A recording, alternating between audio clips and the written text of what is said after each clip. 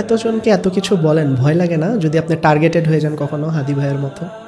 ভয় হলো একটা সংক্রামক ব্যাধি। এই পৃথিবীতে কি কারণে মানুষকে হলো দাস বানিয়ে রাখা হয়, মানে আমরা তো আশরাফুল মাখলুকাত, কিন্তু এই মানুষকে আবারই বলা হয়েছে বালহুম আদল, অর্থাৎ তারা চতুষ্পদ প্রাণী থেকেও আরো নিকৃষ্ট। আমি তো আল্লাহর বান্দা, আমি আল্লাহর কোরআন এবং আল্লাহতে বিশ্বাস করি।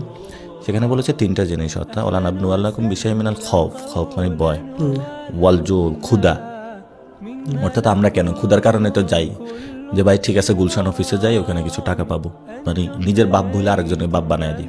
আবার এই হলো ওয়ান অ্যাকশন, মানে আপনার যে আমল খারাপ কাজকর্মের কারণে হলো মানুষকে পরীক্ষা করা হয়।